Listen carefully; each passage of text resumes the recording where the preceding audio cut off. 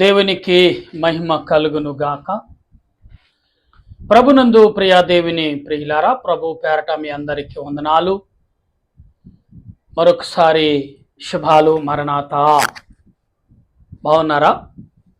మీ అందరూ బాగున్నారని తలంచుచు మన ప్రభువును రక్షకుడైన దేవదేవిని అతి పరిశుద్ధమైన నామములో మీ అందరికీ శుభాలు తెలియపరుస్తున్నాను. ప్రియులారా, ఈరోజు పాఠము క్రీస్తు యేసు ప్రభు యొక్క మహిమ. క్రీస్తు యేసు ప్రభు యొక్క మహిమ మనము తెలుసుకోబోతున్నాం. క్రీస్తు మహిమ, యేసు ప్రభు యొక్క మహిమ రెండు ఏకమవుతే ఎంత బలముగా భూమి మీద మనకు కనబడుతుంది అనే విషయాలు తెలుసుకుంటకు ముందు ప్రార్థన చేద్దాం. ప్రార్థన. పరిశుద్ధుడు అయిన మా ప్రేమగల మా ప్రభువా, నీ కొందనాలు. ఇంతవరకు బైబిల్లో ఉన్న వెలుగును శక్తిని గురించి విన్నాం. ఇప్పుడు ప్రభా, యేసుక్రీస్తు తండ్రి దేవుని యొక్క యేసుక్రీస్తు యొక్క మహిమను మేము చూచుచున్నాం. యేసుక్రీస్తు యొక్క ప్రభావం యొక్క శక్తిని మేము చూస్తున్నాం ప్రభా. కాబట్టి నీ ఆత్మ నడిపింపు మాకు దయచేయండి. నీ సన్నిధి కాపుదల మాకు తోడుగా ఉంచి అలుపులైన మేము ప్రభా నీ వద్దకు చేరి నిన్ను స్తుతిస్తుండగా ప్రభా, మా స్తుతులు అంగీకరించండి, మా స్తుతులకు నెరవేర్పును అందిస్తావని ఆసక్తితో నీ వద్దకు వచ్చాం. వచ్చిన మమ్మలను నీ ఆత్మతో మమ్మల్ని నింపి మా యొక్క అంతరాత్మక స్థుతులను, స్తోత్రాలను, విజ్ఞాపనను అంగీకరించి స్వీకరించమని కోరుచున్నాను. ఈ సమయంలో అల్లుపుడైన నేను నిలుచున్న నీ ఎదుట నన్ను మరుగు చేయండి. ఎందుకంటే నేను మాట్లాడితే ఎవరు వినరు ప్రభా. నాలో మీరుండి నీ బిడ్డలతో మాట్లాడి అల్లుపుడైన నన్ను నీ సిలువు చాటును మరుగుపరిచి నా కంఠస్వరం నీ బోరగా వాడుకోమని ఆత్మరూపుడును రక్షణకర్త అయిన దేవదేవుని నామములో అడిగి బ్రతిమాలి ప్రార్థన చేయుచున్నాను పరమ తండ్రి, ఆమేన్. దేవదీవున సదాకాలము తోడుగా ఉండి ముందుకు నడిపించునుగాక, ఆమేన్. ప్రభునందు ప్రియా దేవుని బిడ్డలారా, యేసుక్రీస్తు యొక్క యేసు ప్రభు యొక్క మహిమను మనము ఎరిగి ఉందాం. యేసు ప్రభు మహిమ ఎటువంటిదో చూద్దాం. అపోస్తుల కార్యం 4వ అధ్యాయము 12వ వచనములో ఆయన మాట్లాడుచున్న ప్రతి క్రియ పట్ల మనము ఆలోచన కలిగి ఉండాలి. మరి ఎవని వలన రక్షణ కలగదు. నీ నామముననే మనము రక్షణ పొందవలను గాని ఆకాశము కింద మనుషులలో ఇయ్యబడిన మరి ఏ నామమున రక్షణ పొందలేమి అనిను. దేవునికి మహిమ కలుగును గాక. ప్రభునందు ప్రియులారా, యేసుక్రీస్తు ప్రభు తప్ప, అందుకే ప్రభు అన్నారు, నేనే మార్గము, నేనే సత్యము, నేనే జీవమని సెలవిచ్చిన ఈ మాటలను మనం ఒకసారి ఆలోచన చేయాలి. ఆయన తప్ప మరొక దారి మనకు లేదు. ఆయన ముందు నడిస్తేనే తప్ప మనకు మార్గం తెలియదు. ఆయన ముందుండి నడిపిస్తేనే తప్ప మనకు ఆదరణ తెలీదు. అందుకే మోషే అంటాడు వాక్య గ్రంథంలో నిర్గమాకాండంలో 32వ వచనంలో మనం చదువుకుంటే కనపడుతున్న మాటలు. మోషే అంటాడు, దేవా, నీ సన్నిధి, నీ సింహాసనం నాకు తోడే లేకుండా అడుగైనా నేను వేయలేను. ఎందుకంటే దారి తెలీదు. దేవుని యొక్క మహిమను లేకుండా ఏ మనుషుడు, దేవుని శక్తి లేకుండా ఏ మనుషుడు నడవలేడు, జీవించలేడని మనం అర్థం చేసుకోవాలి. అపోస్తలుడైన పౌలు స్పష్టంగా ఈ వచనంలో తెలియపరుస్తున్నాడు. ప్రియులారా, మనం గమనించాలి, కొన్ని విషయాల్లో అనేకమైన రీతిలుగా కనబడుతున్నాయి. కనుక మనం గమనించిన పత్రికల గ్రంథంలో మరి ఇక్కడ కనబడుతున్న మనం గమనించినప్పుడు మొదటి యాకోబు పత్రికలో 1వ అధ్యాయము 20వ వచనములు మనం చదువుతున్నప్పుడు, మొదటి పేతురు 1వ అధ్యాయం 20వ వచనం. మొదటి పేతురు మొదటి అధ్యాయం 20 వచనంలో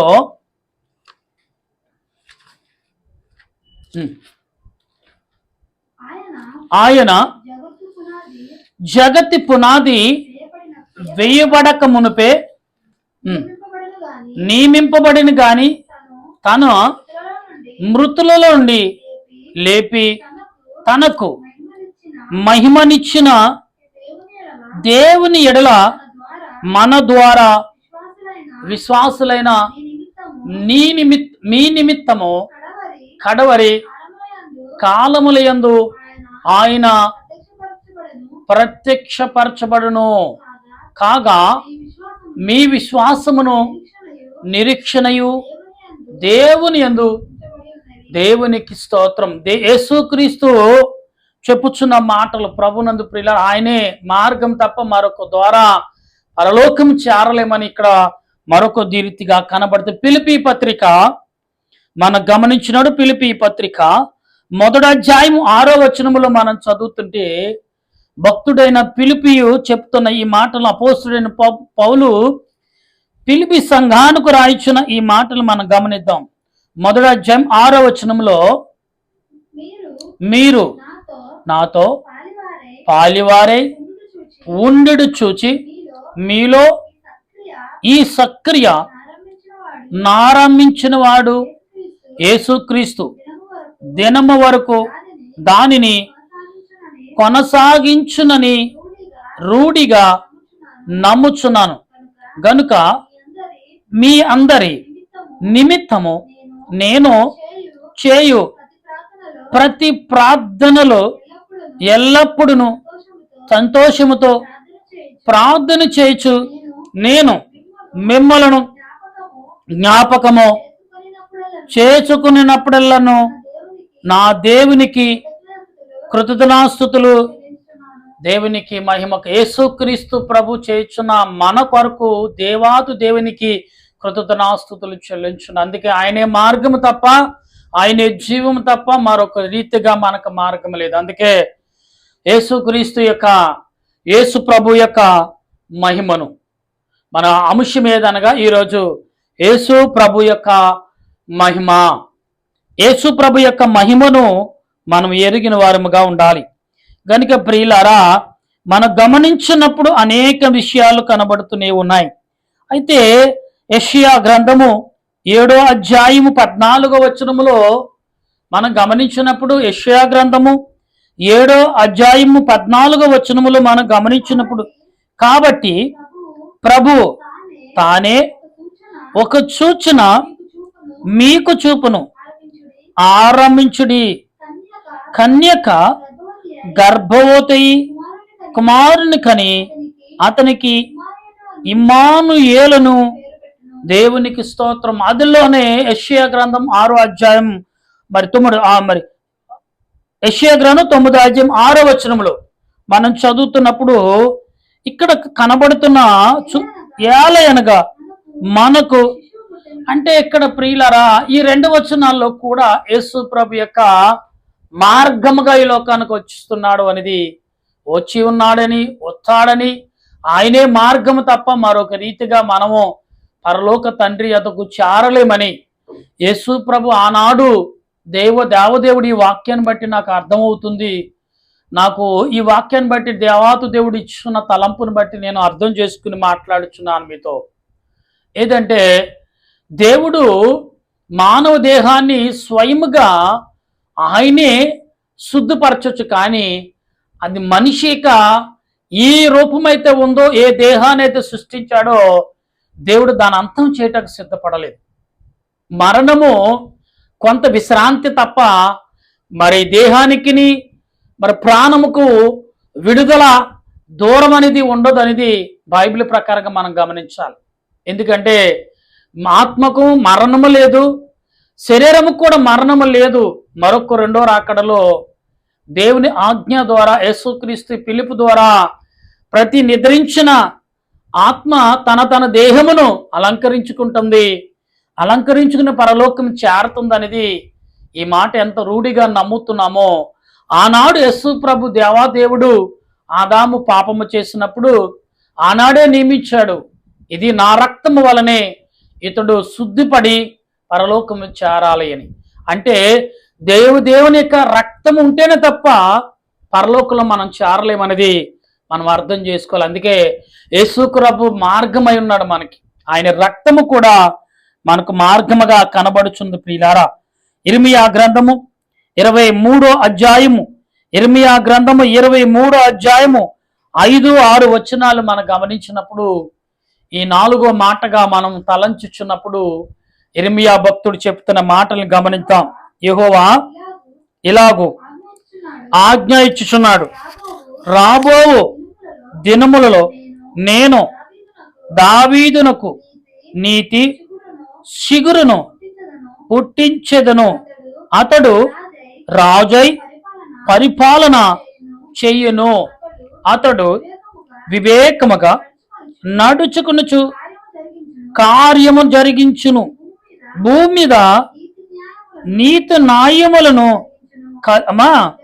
జరిగించు. దేవునికి మహిమ కలుగును గాక. ప్రభునందు ప్రియులరా, దేవుడు తన క్రియను బట్టి అనేకమైన భక్తులను ఏర్పరచాడు. ఎవరు కూడా యేసుక్రీస్తు మార్గం చూపించినట్టు చూపించలేదు. ప్రవచనాలు చెప్పారు, ప్రభు సన్నిధిని చూపించారు, ప్రభుతో మాట్లాడారు తప్ప యేసు ప్రభు వలె మార్గముగా నిలవలేకపోయారు.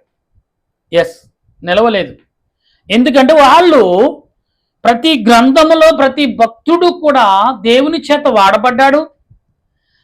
మరి ఆయన పిల్లలైన వారికి ధైర్యం ఇచ్చారు, మీరు నశించిపోరు, దేవుడు మీ పట్ల గురి కలిగి ఉన్నాడు అనే ఒక ధైర్యమునిచ్చి అపవాదు నుండి ఎలాగో రక్షించబడాలో మిమ్మల్ని మీరు బలపరుచుకోండి, మిమ్మల్ని మీరు దృఢపడి ఉండండి అని దేవదేవుడు ఒక బలిపీఠం రూపంలోని లేదా ఆత్మరూపముతోనూ స్వప్నాల రూపంలో దర్శన రూపంలో భక్తులతో మాట్లాడి ప్రజలకు కొన్ని సూచనల క్రియలను చూపించిన వారై ఉన్నారు. అంతే తప్ప యేసు ప్రభు వలె మార్గముగా నిలవలేదు ఎవరు కూడా.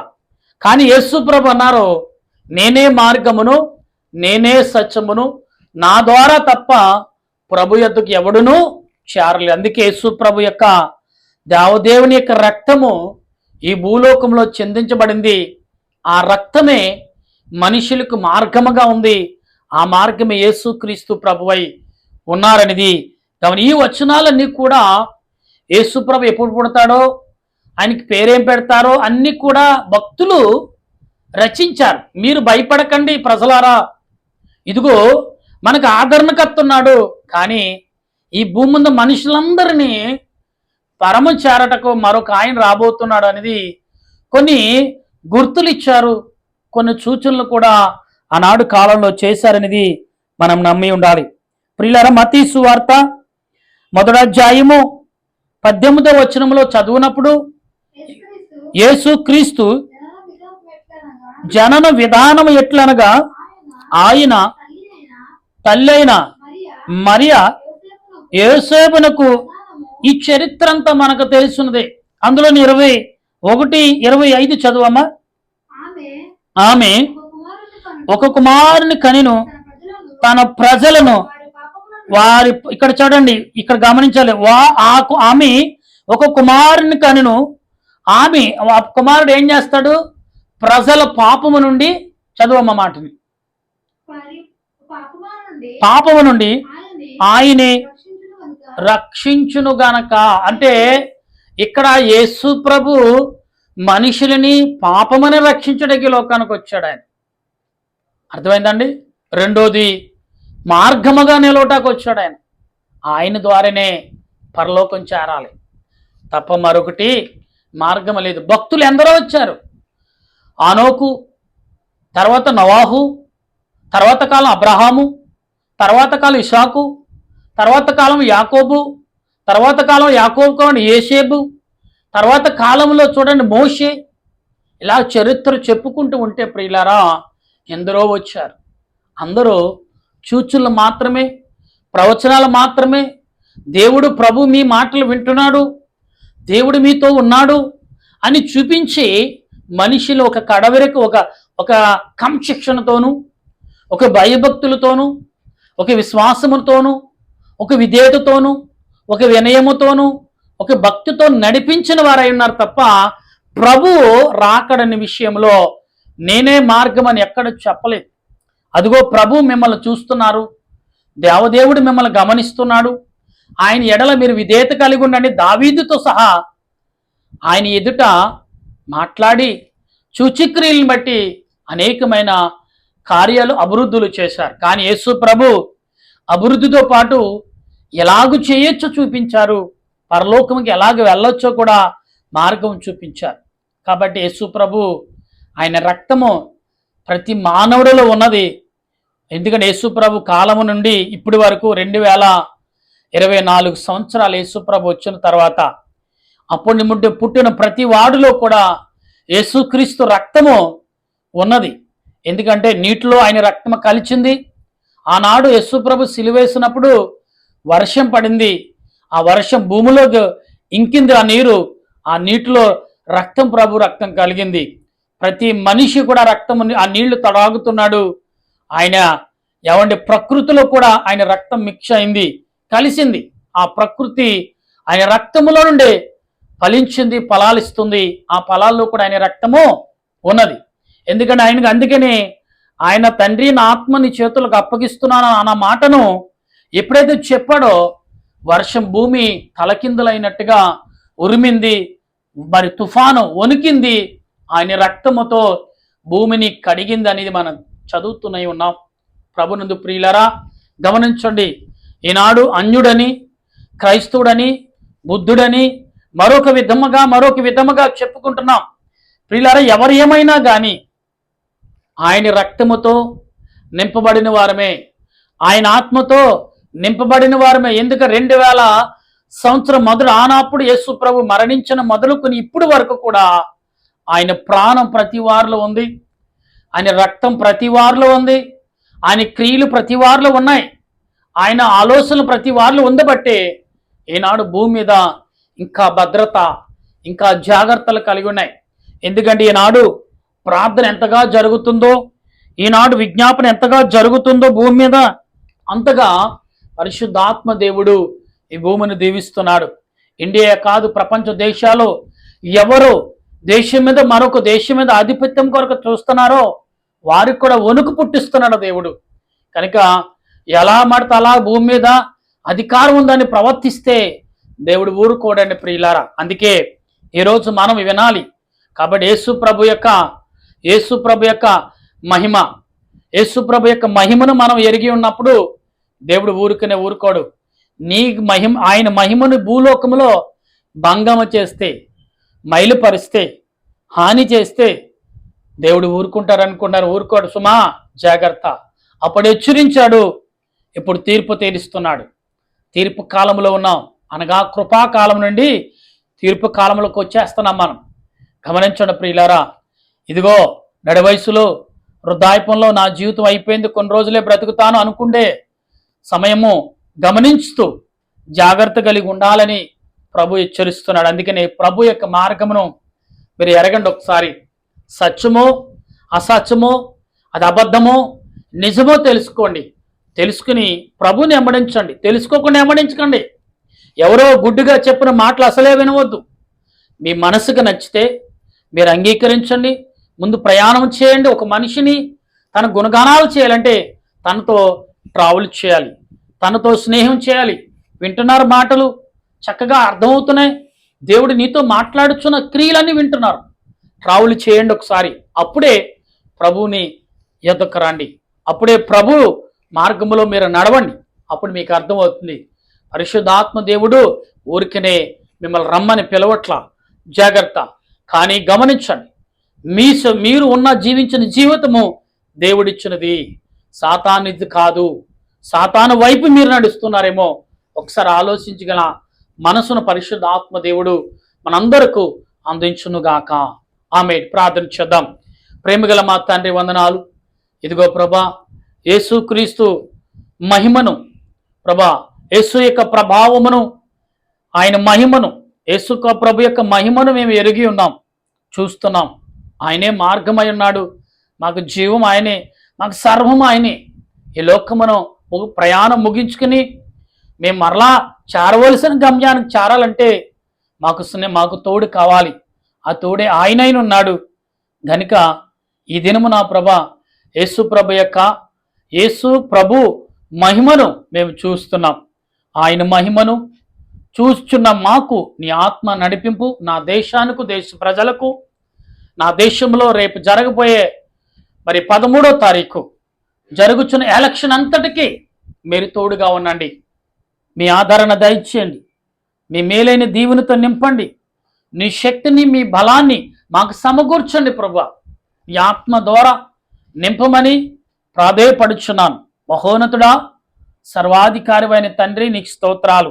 ఆత్మీయుడా, ఆలోచనకర్తమైన మా ప్రభువా, నీ కొందనాలు. నన్నును, నా బంధుమిత్రులను, నా స్నేహితులు, నా అన్నాదమ్ములు, నా అక్కాజోలులే కాదు, ఎందరో మా స్నేహితులు, ఎందరో మా దేశ ప్రజలు, 29 రాష్ట్రాలు ప్రజలున్నారు. ఎందరో నీ వైపు చూచుచున్న వారే అంతరాత్మగా నేను ఆలోచన ప్రకారంగా క్రియ రూపంలో నీ వైపు చూస్తున్న ప్రతి బిడ్డ మీద నీ వెలుగును, నీ మహిమను, నీ ప్రభావమును, నీ ఆత్మ కృపను దొమ్మరించుమని, దీవించమని, బలపరచుమని ప్రార్థిస్తున్న ప్రతి పెదవులను, ప్రతి హృదయమును, ప్రతి తలంపును దీవించి బలపరచుమని మా ప్రభును, రక్షకుడును, దేవదేవుని నామములో అడిగి బ్రతిమాలి ప్రార్థన చేయుచున్నాను పరమ తండ్రి, ఆమేన్. మన తండ్రి అయిన దేవుని ప్రేమ, దేవాతు దేవుని కృప, పరిశుద్ధాత్మిక అన్యోన్య జీవితం ఇప్పుడు ఎల్లప్పుడూ సదా తోడుగా ఉండి ఆయన రాకడకు సిద్ధపరచునుగాక. ఆమేన్, ఆమేన్, ఆమేన్. అందరికీ వందనాలు. మరణాతా.